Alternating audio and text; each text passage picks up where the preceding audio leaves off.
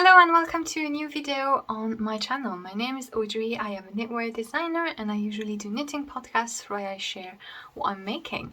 This video will be a presentation of this year's mystery knit along, so if you're not interested in that, this is what the video would be about. I will explain everything to you. What is the mystery knit along, or MKAL, if you have never heard the term. I will try to describe the project as best as possible. You can find timestamps to different sections of the video in the description, so if you want to find an information in particular, you can look at this. There is also pattern pages already up, so the pattern is available to purchase on Ravelry and Payhip. I will put the links in the video description. So if you want a more organized and clear written form of what I'm about to chat about in this video, everything will be in those pages. So what am I talking about? A mystery knit along is a knit along, so when people gather together to knit a pattern, either the same pattern or something along the same theme, it's like a little community event. And a mystery knit along is when the designer offers a secret pattern. You don't know what the pattern looks like, you have never seen the design.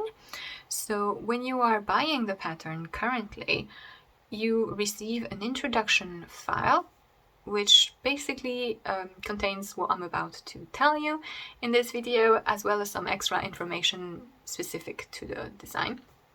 And in a few weeks, you will receive the first clue or the first set of instructions, which will reveal part of the design. And then once per week after that, we slowly grow the design and you get revealed a little bit more every time until the full complete design is released, and then the design is revealed at the end. So I always want to insist when I do my mystery knit alongs that if you're not sure that this is your thing, either you're a project focused knitter or you're not certain that my description is your thing, I'm going to try to let you know how the pattern looks overall. But if you have any doubt, you do not need to buy the pattern in its mystery stages. You can just wait until the full reveal. The pattern will not go anywhere and it will be released completely as a normal design in October. And all along the mystery part of the event, I will be sharing from time to time updates showing you how the clue looks. So you can wait until the first couple of clues are out, and you can message me on social media and I can show you those clues, so you get an idea of how the pattern looks. Now the first clue will not necessarily be very representative of the overall project, so maybe wait a couple of clues to get an idea if you're unsure. But yes, this is for people who really like the surprise, who like to discover things. And yeah, so you can now purchase the patterns on Ravelry and Payhip. So to participate in a mystery knit along, that's all you have to do. You have to get the pattern. When you're purchasing through Ravelry, make sure that you are logged into your account.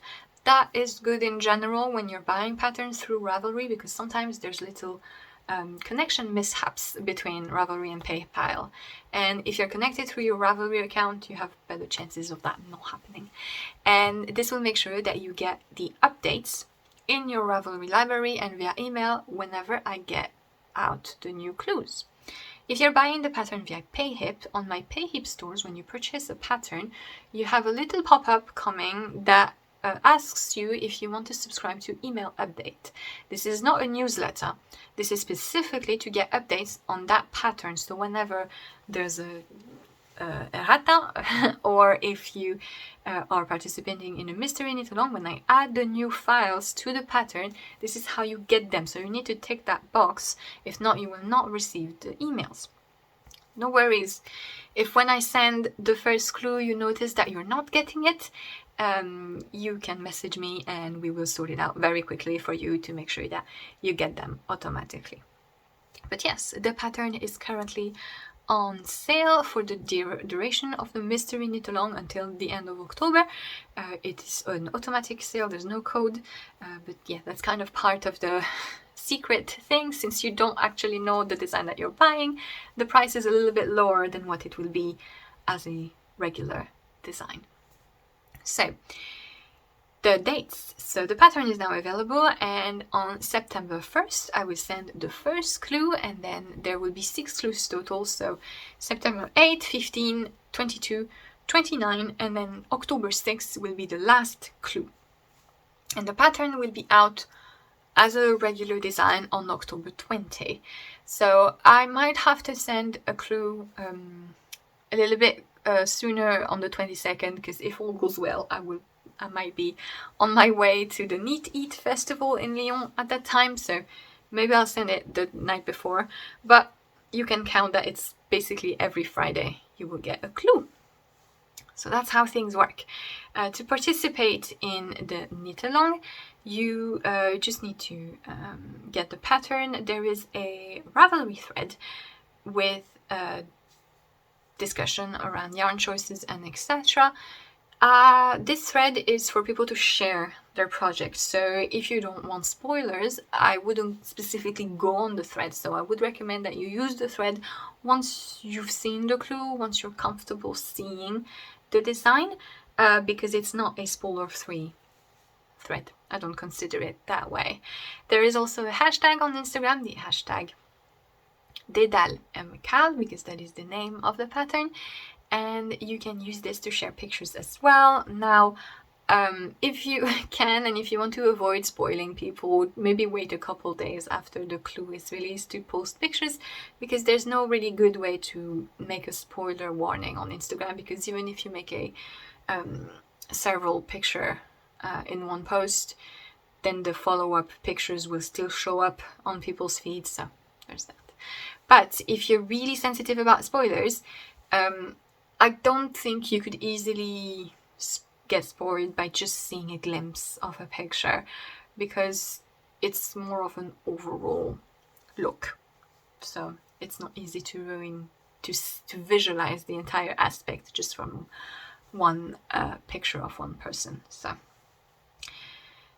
what type of design it is. So I have here the KAL from a couple of years ago, 2 years ago. This is Sypha. And so you will make the exact same project, only the color work will be different. This is a tube cowl, so it can be worn just as one scarf like this, or you can wear it double around your neck as well. So it's a tube, meaning it is knitted in the round. You start with the provisional cast on, and then you knit in the round. You have 2 faces. You can see you just do the chart twice, and you knit around to the end, to the desired length, and then you make a grafting to close the cowl, and that's it. I will talk a bit later about the specific techniques involved, but this is exactly the same type of project. And the theme of this year's colorwork is a labyrinth. So it's called Dedale, which is the French way of saying Dedale. I chose the French way because I have no idea how to pronounce I know how to pronounce the Latin way, but I don't know how to pronounce Latin in English way. So I thought I would make things easier for myself and just call it Dedale, which is Daedalus, and so another word for labyrinth, and it is literally a labyrinth. So I drew a labyrinth in the chart. So basically it's lots of lines. You're gonna have like things going like this, etc. Lots of horizontal, vertical, long straight lines, some sort of concentric things. So yeah, from time to time there are like dead ends in the labyrinth, which are like little pockets where you will find floral or nature-inspired or geometric designs, as if there were tiles or mosaics along the walls and the floor of the labyrinth, of the maze. So mostly it's lots of lines, and then from time to time you have a little ornamental thing in the labyrinth. There is a couple of figurative animal designs, but mostly it's flowers and geometric stuff. So that is it. It is very linear. It's kind of like the most monotonous KAL to knit compared to my previous ones. You really don't have lots of changes from one clue to the next. And yeah, it kind of makes it the most wearable as well. Well, relatively speaking, because it's still a colourwork KAL with a very graphic element, but it sort of more blends all together. It's more homogeneous. It's yeah, lots of lines with little elements here and there. But yes, that is the theme. So in terms of difficulty, because of how the design is, since I'm telling you have long lines, you will have to catch your floats often in a irregular manner over several rounds, and so it's not the most beginner friendly color work, but if you've already done a little bit of color work, it shouldn't be an issue. It is fairly easy to keep track of because it's fairly easy to see where you are and to keep track of where you are compared to the previous lines. In the chart you will have thicker borders every 10 stitches, so it's easier to count, and yeah, it's not the most intense color work in the sense that it doesn't change all the time because you're often just doing lines and flowing from one to the other.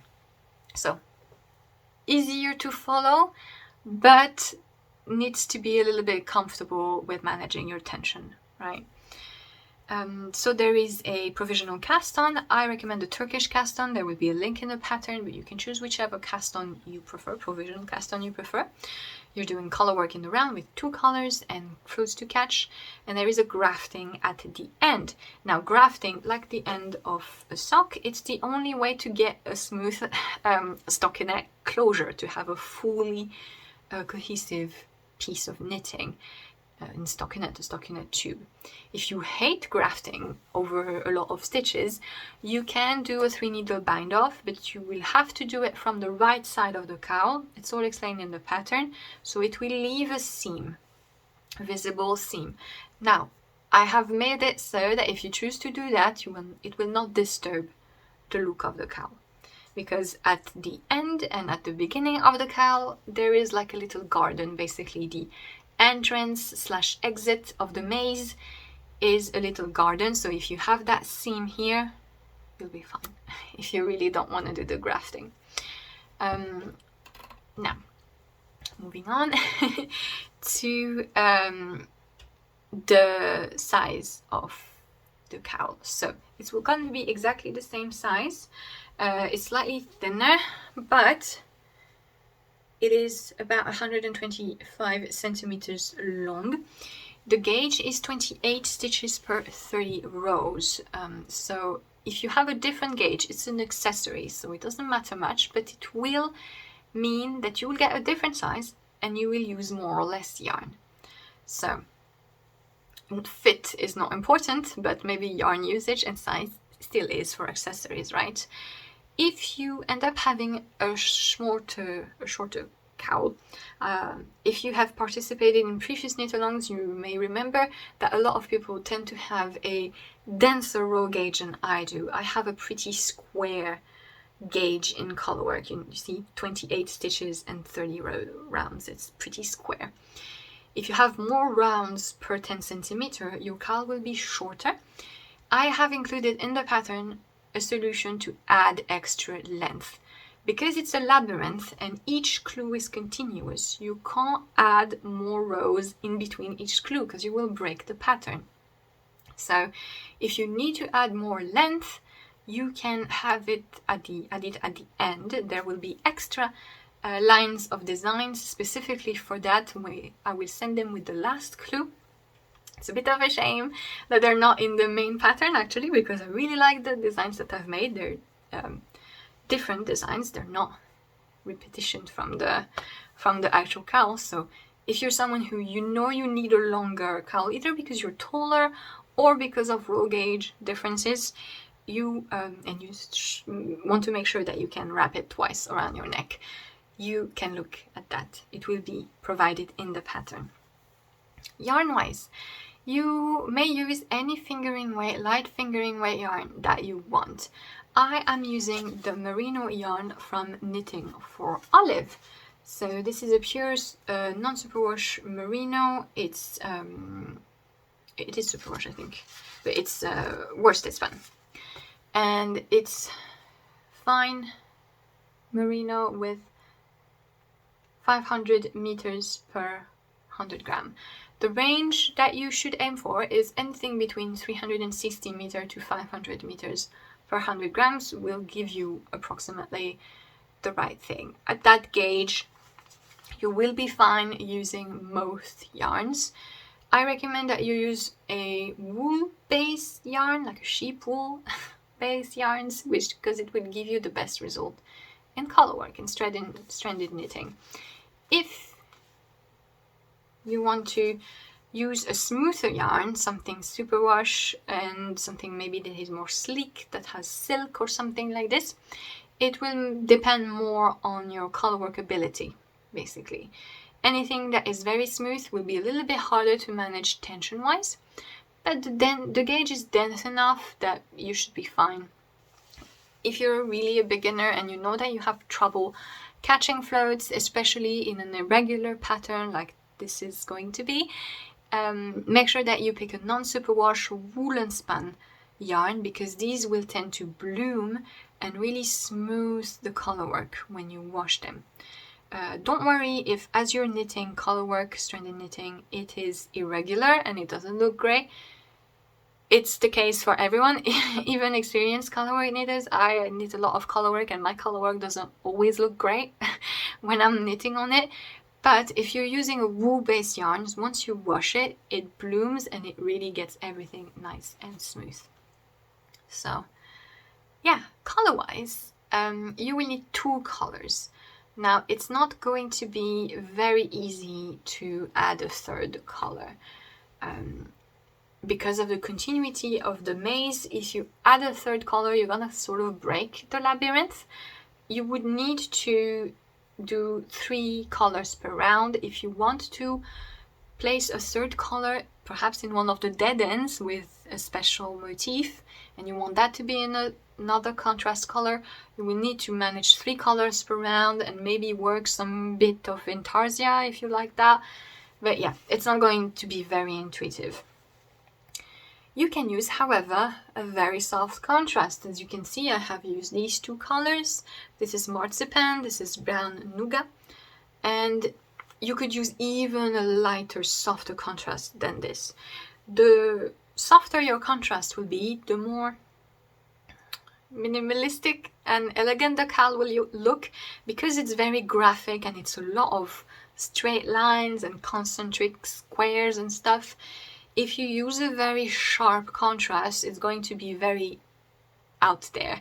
So that's super fun, but just know that you can have a very wide range of contrast levels for this design, and it will be okay, because every small detail is kind of enclosed in itself and it will still look good even if you have not a lot of contrast between your 2 colors. So I would recommend going for solid colors, because it's just a little bit odd with the lines effect if you have a lot of variegation. And that's it. I think I have said everything about the project. If you are interested, feel free to come and have a look at the pattern pages. I hope you will enjoy this mystery knit along as well. I'm happy to answer any questions, so if you have any questions, please do send them my way. And yeah, like I said, the pattern is available on Ravelry and Payhip. I will put all the links in the description. Thank you so much for watching this video, and I wish you a very happy end of the day, evening, whenever you're watching this, and I will see you soon. Bye!